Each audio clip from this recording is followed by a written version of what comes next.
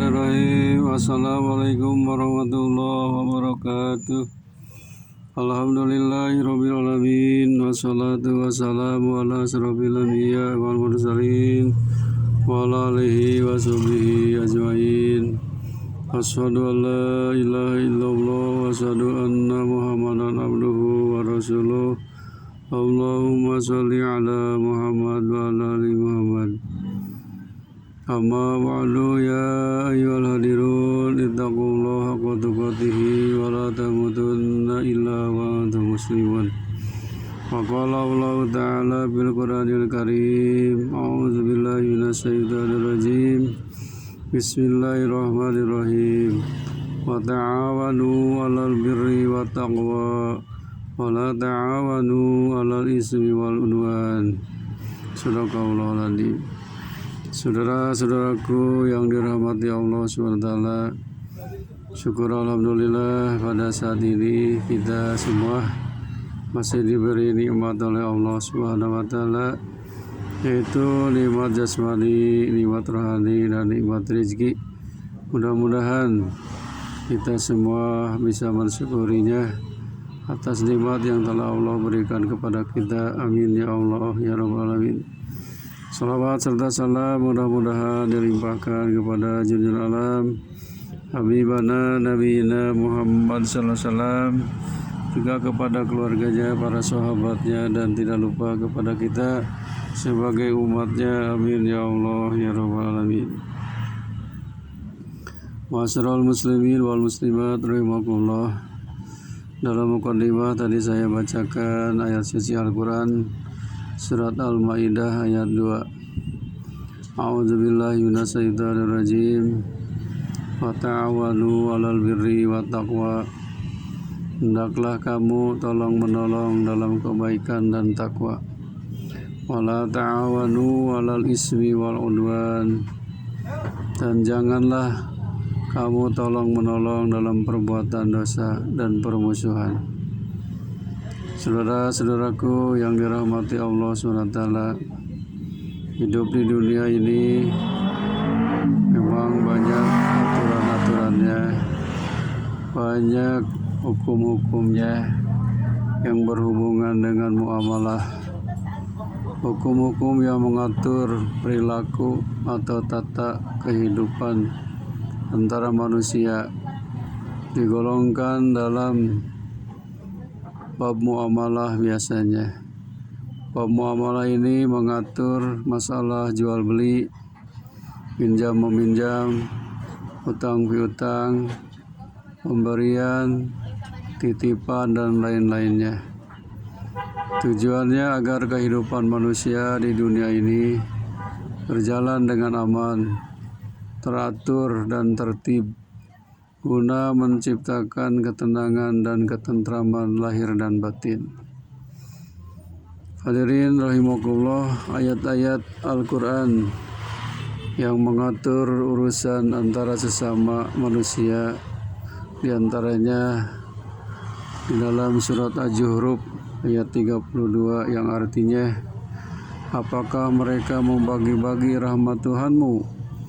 Kami telah menentukan penghidupan mereka dalam kehidupan dunia, dan kami telah meninggalkan sebagian mereka atas sebagian yang lain beberapa derajat, agar sebagian mereka dapat mempergunakan sebagian yang lain.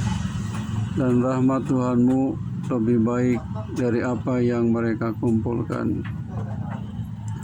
Kemudian di dalam Al-Quran surat Al-Baqarah ayat 188 yang artinya, janganlah kamu memakan harta sesamamu dengan jalan yang batil, dan janganlah kamu membawa urusan hartamu itu kepada hakim-hakim supaya kamu dapat memakan sebagian dari harta orang lain dengan jalan berbuat dosa, padahal kamu mengetahui. Ma'asyiral muslimin wal muslimat rahimakumullah, masalah muamalah yang sering mewarnai kehidupan kita sehari-hari seperti jual beli. Pengertian jual beli menurut syariat agama ialah kesepakatan tukar menukar benda untuk memiliki benda tersebut selamanya. Syarat-syarat yang telah ditetapkan dalam Islam tentang jual beli adalah sebagai berikut. 1. Penjual dan pembeli harus baligh, berarti anak kecil tidak sah jual beli. 2. Berakal sehat, berarti orang bodoh atau orang gila tidak sah jual belinya. Yang 3, atas kehendak sendiri. Jika terdapat unsur paksaan maka jual belinya tidak sah. Yang keduanya, yang berhubungan dengan jual beli adalah uang dan benda haruslah pertama halal dan suci menurut agama. Maka tidak dapat dibenarkan menjual barang haram semacam minuman keras.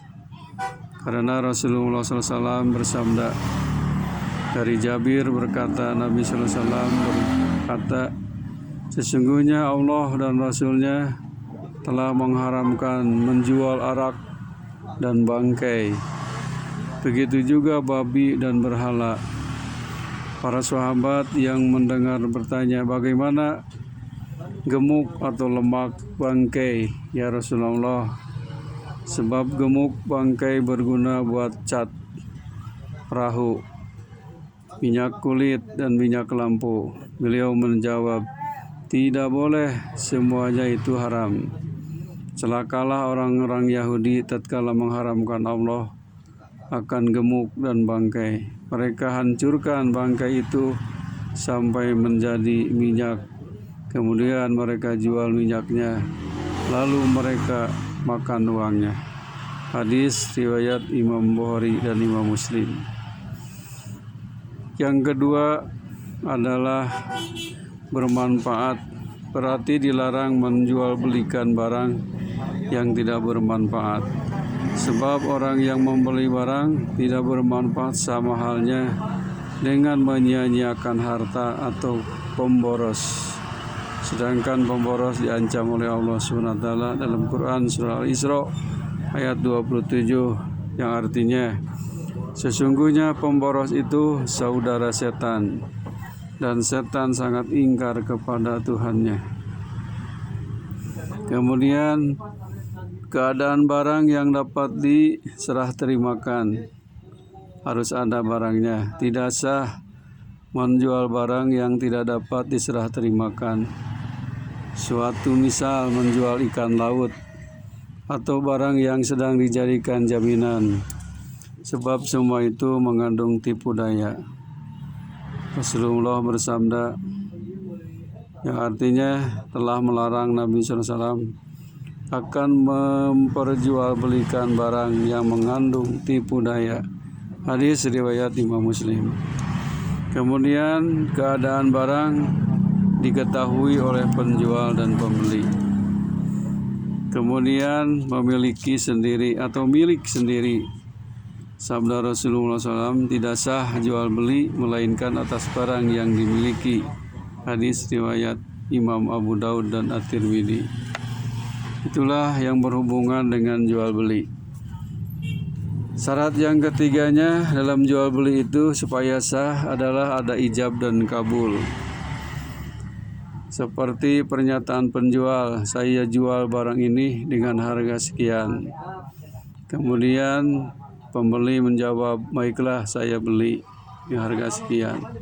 Dengan begitu berarti suka sama suka. Sabda Rasulullah SAW, sesungguhnya jual beli itu hanya sah jika suka sama suka. Hadis riwayat Ibnu Hibban. Yang selanjutnya yang termasuk muamalah itu adalah ada khiyar. Apa khiyar? Khiyar adalah bebas memutuskan antara meneruskan jual beli atau membatalkannya. Sebab Islam menggariskan jual beli berdasarkan suka sama suka, tanpa ada unsur paksaan. Penjual berhak mempertahankan harga barang dagangannya, sebaliknya pembeli berhak menawar atas dasar kualitas barang yang diyakininya. Rasulullah SAW bersabda, penjual dan pembeli tetap dalam khiyar selama keduanya belum berpisah. Apabila keduanya berlaku benar dan suka menerangkan keadaan barangnya, maka jual belinya akan memberkahi keduanya. Dan apabila keduanya menyembunyikan keadaan sesungguhnya serta berlaku dusta, maka dihapus keberkahan jual belinya. Hadis riwayat Bukhari dan Muslim. Khiyar itu ada 3 macam. Ada khiyar majlis. Khiyar majlis yaitu selama penjual dan pembeli masih berada di tempat berlangsungnya transaksi atau tawar-menawar. Keduanya berhak memutuskan antara meneruskan atau membatalkan jual beli. Keduanya khiyar syarat. Khiyar syarat yaitu khiyar yang dijadikan syarat dalam jual beli. Misalnya, penjual mengatakan, saya jual barang ini seharga sekian dengan syarat khiyar 3 hari. Maksudnya si penjual membeli batas waktu kepada pembeli untuk memutuskan jadi tidaknya pembeli tersebut dalam waktu 3 hari. Apabila pembeli mengiyahkan, maka status barang tersebut sementara dalam masa khiyar, tidak ada pemiliknya. Yang ketiga, khiyar aib atau cacat, yaitu pembeli boleh mengembalikan barang yang dibelinya jika terdapat cacat yang dapat mengurangi kualitas atau nilai barang tersebut. Namun hendaknya dilakukan sesegera mungkin. Kemudian yang berhubungan dengan muamalah yaitu tentang riba. Arti riba menurut bahasa lebih atau bertambah. Pengertian syaratnya yaitu akad yang terjadi pada pertukaran benda sejenis tanpa diketahui sama atau tidak timbangan takarannya. Hal ini sering terjadi dalam pertukaran bahan makanan, perak dan emas. Guna menghindari riba, maka apabila mengadakan jual beli barang sejenis seperti emas dengan emas atau perak dengan perak, ditetapkan syarat. Pertama, sama timbangan ukurannya atau dilakukan serah terima saat itu juga dan secara tunai. Apabila tidak sama jelasnya seperti emas dan perak, boleh berbeda takarannya, namun tetap harus secara tunai dan diserahkan saat itu juga, kecuali barang yang berlainan jenis dengan perbendaan seperti perak dengan beras, dapat berlaku ketentuan jual beli sebagaimana barang-barang yang lain. Riba itu ada 4 macam. Ada yang disebut riba fadil. Riba fadil yaitu pertukaran barang sejenis yang tidak sama timbangannya. Misal, cincin emas 22 karat seberat 10 gram ditukar barang lain dengan emas 22 karat seberat 11 gram. Kelebihannya itulah yang termasuk riba, jadi lebih segram. Yang kedua, riba kordi, yaitu pinjaman meminjam dengan syarat harus memberi kelebihan saat mengembalikannya. Misal, si A bersedia meminjamkan uang ke si B sebesar 50.000, asal si B bersedia mengembalikan sebesar 65.000.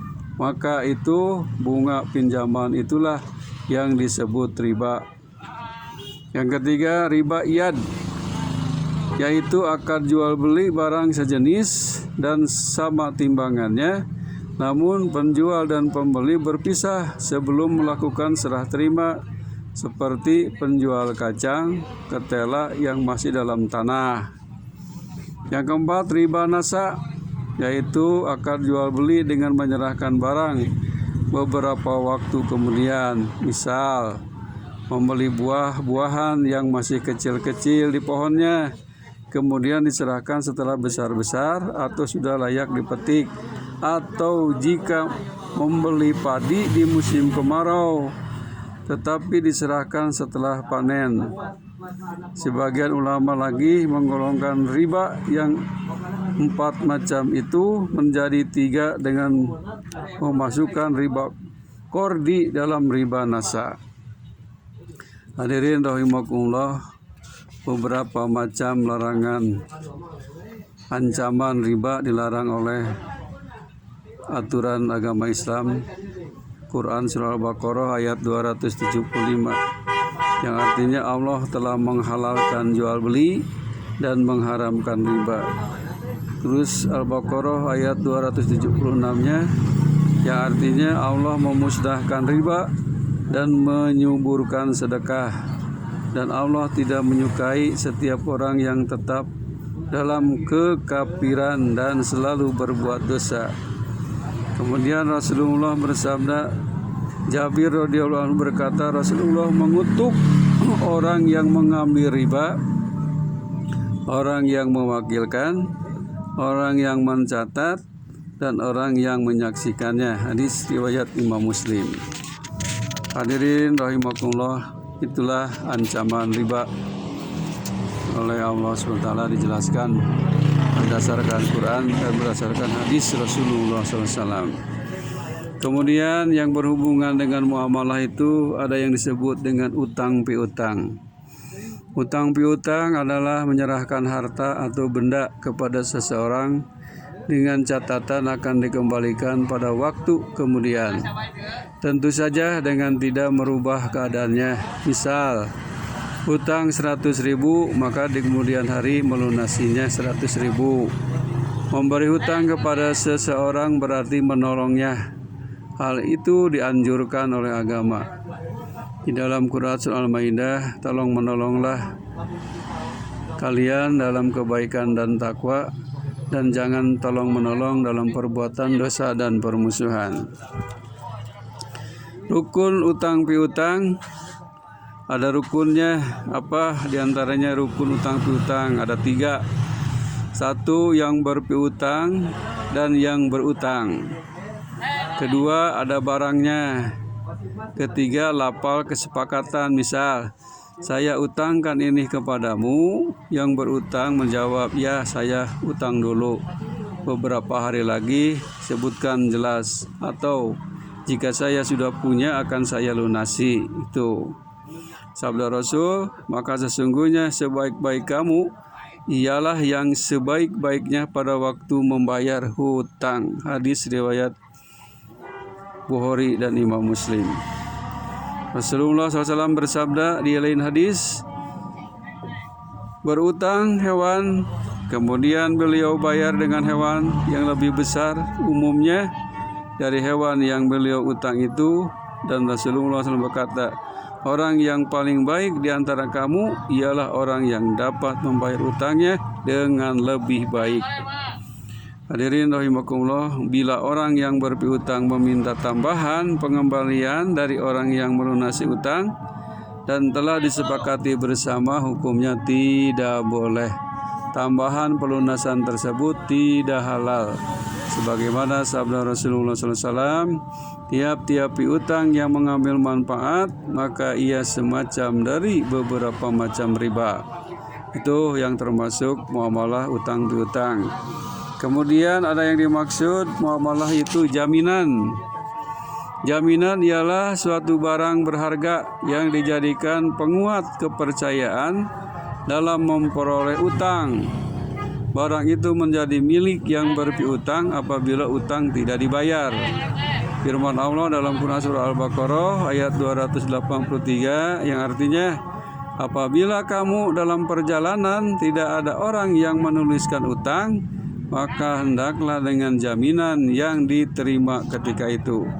Rasulullah bersabda dari Anas berkata, Rasulullah SAW telah menjaminkan baju besi beliau kepada orang Yahudi di Madinah sewaktu beliau mengutang syair gandum dari orang Yahudi untuk keluarga beliau. Hadis riwayat Ahmad, Bukhari, Nasai, dan Ibnu Majah. Orang yang memegang jaminan boleh mengambil manfaat dari barang yang dijaminkan sebatas sekedar ganti rugi menjaga barang tersebut. Sabda Rasul, apabila dirungguhkan, dijaminkan seekor kambing, maka yang memegang sungguhan itu boleh minum susunya sekedar sebanyak makanan yang diberikan kepada kambing itu. Maka jika dilebihkannya dari sebanyak itu, kelebihannya tersebut menjadi riba. Hadis riwayat Imam Ahmad. Apabila jaminan atau rungguhan tersebut bertambah, misal kambing yang diungguhkan beranak, maka anak tersebut tetap menjadi milik yang menjaminkan. Jadi bila kambing yang diungguhkan itu dijual karena hutangnya tidak dibayar, maka anak kambing tersebut harus dikembalikan kepada yang menjaminkan kambingnya. Itu yang berhubungan dengan jaminan. Kemudian dalam muamalah itu ada yang disebut hiwalah. Apa itu hiwalah? Menurut syara, hiwalah ialah memindahkan tanggungan membayar utang kepada orang lain. Hal itu diperbolehkan selama orang yang terkait tidak keberatan. Dalam arti orang yang dilimpahi beban membayar utang tersebut menyatakan sanggup dan mampu, serta orang yang piutang setuju. Misal, A menjamin uang B sebesar 25.000 dan C meminjam uang A juga sebesar 25.000. Seharusnya A mengembalikan uang pinjamannya kepada B dan C mengembalikan uang pinjamannya kepada A. Berhubungan terjadi sesuatu hal, maka A melimpahkan beban pengembalian uang pinjaman dari B kepada C. Jadi C membayar uang pinjaman A kepada B. Dengan demikian C tidak perlu lagi mengembalikan uang pinjamannya kepada A. Dari contoh di atas dapat diketahui bahwa rukun hiwalah yaitu satu muhil. Muhil itu orang yang berutang dan berpiutang seperti A. 2. Muhtal. Muhtal itu orang yang berpiutang seperti B. Ketiga, muhal alaihi, orang yang berutang seperti C. Kemudian yang keempatnya, antar utang muhil A kepada muhtal B dengan utang muhal alaihi yaitu C kepada muhil A. Haruslah sama jumlahnya. Kelima, sigoh. Sigoh itu lafadz akad. Sabda Rasul, orang yang mampu membayar utang, haram atasnya melalaikan utangnya. Maka apabila salah seorang di antara kamu memindahkan utangnya kepada orang lain, hendaklah diterima pemindahan itu asal yang lain tersebut mampu untuk membayar. Hadis riwayat Imam Ahmad dan Baihaqi.